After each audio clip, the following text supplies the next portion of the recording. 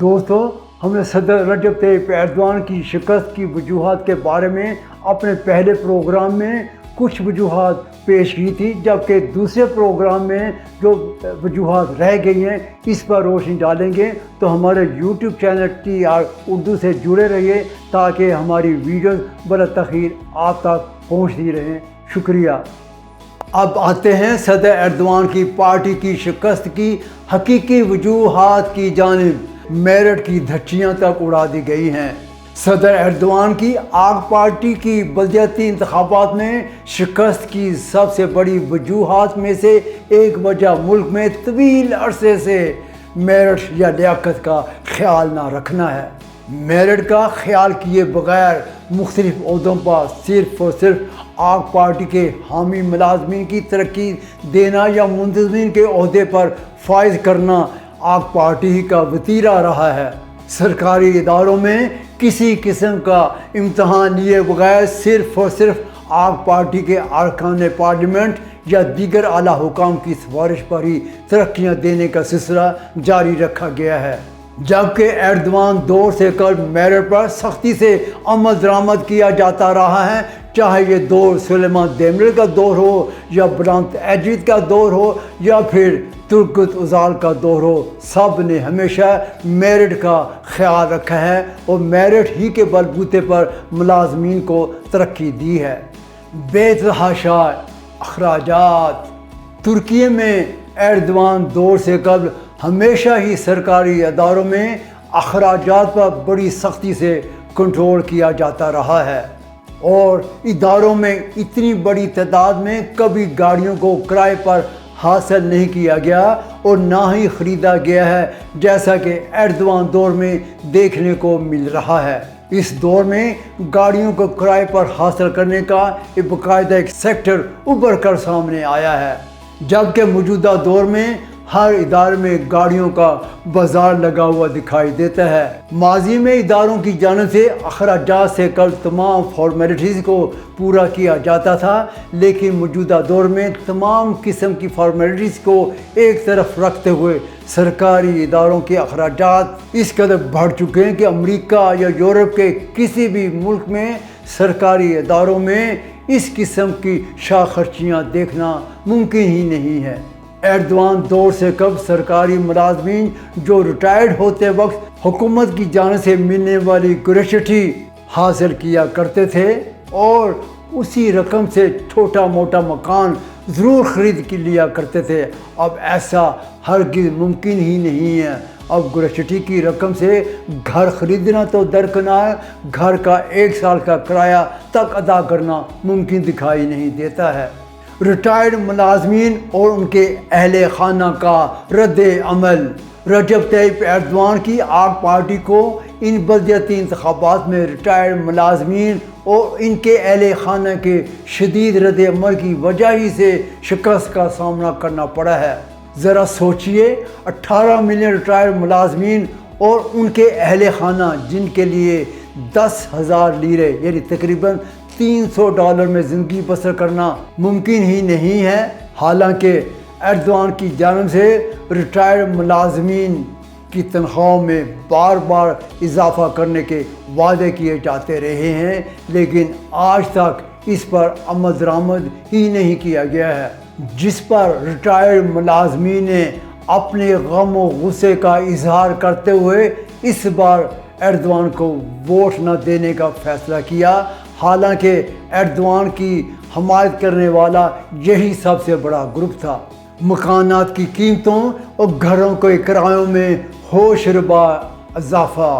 دنیا کے کسی بھی ملک میں مکانات کی قیمتوں اور گھروں کے کرایہ جات میں ایک سال میں کئی گنا اضافہ ہوتا ہوا دکھائی نہیں دیتا ہے، لیکن ایسا صرف ترکی ہی میں ہو رہا ہے۔ افراط زر کی شرح میں اضافے اور غیر ملکی باشندوں کی بڑی تعداد میں ترکی میں خرید و فروخت نے مکانات کی قیمتوں کو صرف چند مہینوں کے اندر آسمان کی بلندیوں تک پہنچا دیا ہے، جس کے نتیجے میں مقامی باشندوں کی قوت خرید ختم ہو کر رہ گئی ہے۔ اور سونے پر سہاگا گھروں کے کرایوں میں بھی ہوشربا اضافہ دیکھنے کو مل رہا ہے، جس نے عام لوگوں کی کمر توڑ کر رکھ دی ہے۔ بینکوں کی شرح سود میں بے تحاشا اضافہ۔ صدر ایردوان گزشتہ کئی سالوں سے ملک میں افراط زر میں اضافے کی اصل وجہ شرح سود کو قرار دیتے چلے آئے ہیں اور اسے 2-3 سال سے مسلسل کم بھی کرتے چلے آ رہے تھے، لیکن محمد شمشے کے وزیر خزانہ بنائے جانے کے بعد انہوں نے اپنی اس پالیسی میں یو ٹرن لیا اور بینکوں کی شرح سود میں مسلسل اضافہ کرتے ہی چلے گئے ہیں۔ اور اس وقت دنیا میں اگر کوئی ملک سب سے زیادہ شرح سود دے رہا ہے تو وہ ترکی ہی کے بینک ہیں، جو 50% تک شرح سود دے رہے ہیں، بلکہ کئی ایک بینک تو اس سے بھی زیادہ شرح سود سے قرضہ جات دے رہے ہیں۔ مقصد ڈالر کی قدر و قیمت پر کنٹرول رکھنا اور عوام کے ڈالر کے سحر میں کھونے سے روکنا ہے۔ ایردوان کے اس یو ٹرن کی وجہ سے ملک میں قرضہ جات حاصل کرنے میں جس مشکلات کا سامنا ہے، اس کے رد عمل کے طور پر عوام نے صدر ایردوان کی آک پارٹی کو ووٹ ہی نہیں دیا ہے اور پھر ایردوان کی ناقابل تسخیر تصویر کو ہلاک کر رکھ دیا ہے۔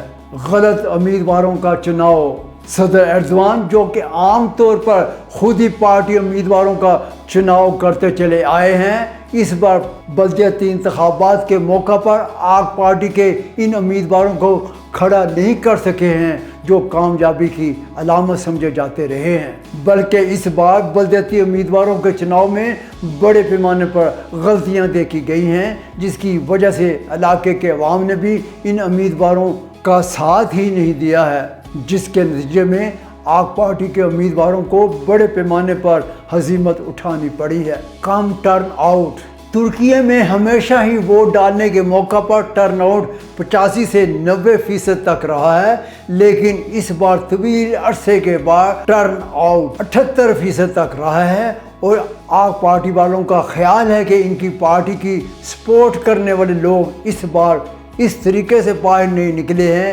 جیسا کہ ماضی میں نکلتے رہے ہیں۔ یہی وجہ ہے کہ ان کے ووٹوں کی تعداد کم رہی ہے اور اسی وجہ سے آک پارٹی بڑے پیمانے پر ووٹ حاصل کرنے سے قاصر رہی ہے۔ خود پسندی یا تکبر۔ آک پارٹی جب پہلی بار برسر اقتدار آئی تھی تو اس نے دیگر جماعتوں کے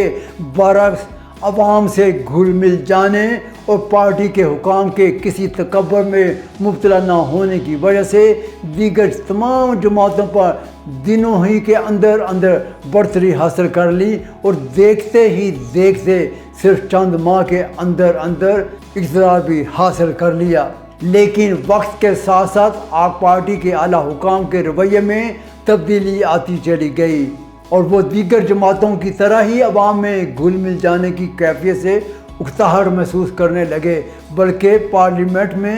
ارکان پارلیمنٹ کا کام قانون سازی ہی تک محدود رہ جانے کے باوجود ارکان پارلیمنٹ وقت ہونے کے باوجود عوام سے گھل مل جانے سے کتراتے رہے ہیں اور مختلف ہیلوں بہانے سے ملنے سے گریز کرتے چلے آ رہے ہیں۔ سرویز کی بھرمار۔ اس دفعہ کروائے جانے والے سرویز نے برسر اقتدار جماعت آک پارٹی کو اندھیرے میں رکھا ہے اور سب کچھ ٹھیک ہے اور سخت مقابلہ ہونے سے متعلق اوپر تلے مختلف کمپنیوں کی جانب سے سرویز جاری کیے جاتے رہے ہیں، جس کے نتیجے میں آک پارٹی اپنی اصلی پوزیشن سمجھنے ہی سے قاصر رہی ہے اور اس طرح مہم نہ چلا سکی جیسی اس نے ہمیشہ چلائی ہے، بلکہ یہ انتخابی مہم ماضی کے مقابلے میں بہت ہی پھیکی رہی ہے۔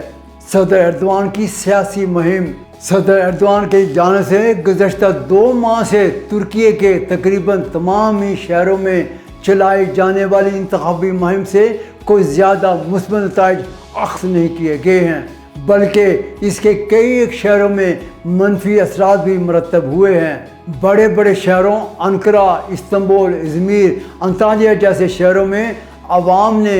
اس بات کو واضح طور پر محسوس کیا ہے کہ اگر شہر کے میئر کو اپنے انتخاب کے لیے صدر کے سہارے کی ضرورت ہے تو تو کل میئر منتخب ہونے کی صورت میں اس کی نگاہیں ایک بار پھر صدر ہی پر مرکوز ہو کر رہ جائیں گی اور وہ اپنے تئیں کچھ بھی نہیں کر سکے گا۔ اس نفسیات میں کھو کر بڑے شہروں میں لوگوں نے اپوزیشن کو ووٹ دیا ہے اور برسکدار پارٹی کو ووٹ دینے سے گریز کیا ہے۔ میڈیا کی ڈس انفارمیشن مہم، آگ پارٹی جسے بڑے پیمانے پر اپنی میڈیا ٹیم کی حمایت حاصل رہی ہے، اپنے وہ جوہر نہ دکھا سکی، جبکہ اپوزیشن کی جماعتوں جن کی میڈیا ٹیم بڑی کمزور تھی لیکن اس بار وہ کامیاب رہی ہے۔ اپوزیشن کی کمزور میڈیا ٹیم نے عوام کی توجہ اپنی جانب مرکوز کیے رکھی اور مختلف ٹی وی چینلز پر ان کی ریٹنگ میں مسلسل اضافہ ہی ہوتا رہا، جبکہ آگ پارٹی کی میڈیا ٹیم آگ پارٹی کی حمایت میں فضا کو سازگار بنانے میں اس قدر کامیابی نہ دکھا سکی جیسی کہ اپوزیشن کی کمزور میڈیا ٹیم دکھا چکی ہے۔ آگ پارٹی کی میڈیا ٹیم بڑے مارجن سے ان انتخابات میں کامیابی حاصل کرنے کے دعوے کرتی چلی آئی ہے، لیکن ایسا ہرگز ہوا ہی نہیں ہے اور آگ پارٹی کو اس ڈس انفارمیشن کی وجہ سے شکست کا سامنا کرنا پڑا ہے۔ غلط اسٹریٹجی، آگ پارٹی کی بلدیاتی انتخابات کی ناکامی کی ایک اور وجہ آگ پارٹی کی جانب سے اپنائی جانے والی پالیسی ہے۔ آگ پارٹی نے ان انتخابات کو بلدیاتی انتخابات کی بجائے عام پارلیمانی اور صدارتی انتخابات کی طرح لیا اور اس کے بلدیاتی امیدوار صرف صدر رجب طیب ایردوان کے احکامات ہی کی تعمیل کرتے ہوئے دکھائی دیے،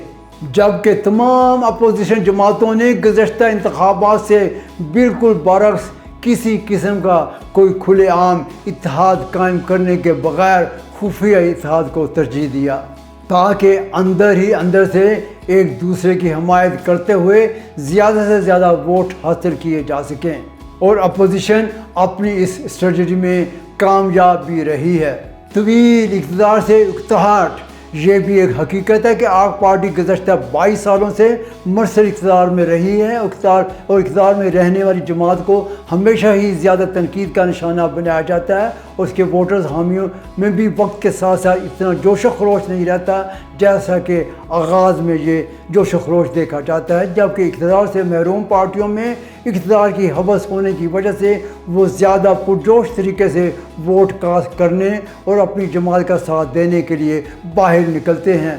نجم الدین اربکان کے صاحبزادے فاتح اربکان کی نیو رفاہ پارٹی نے آگ پارٹی میں ڈنٹ ڈال دیا۔ صدر ایردوان کی شکست کی وجوہات میں سے ایک وجہ اس کے جمہوری اتحاد کی اتحادی فاتح اربکان کی پارٹی نیو رفاہ پارٹی تھی، لیکن اس بار اس پارٹی نے صدر رجب طیب ایردوان کی آگ پارٹی کا ساتھ نہیں دیا بلکہ تنہا ہی اس انتخابات میں حصہ لیا اور ترکی کی تیسری بڑی پارٹی بن کر ابھری ہے جس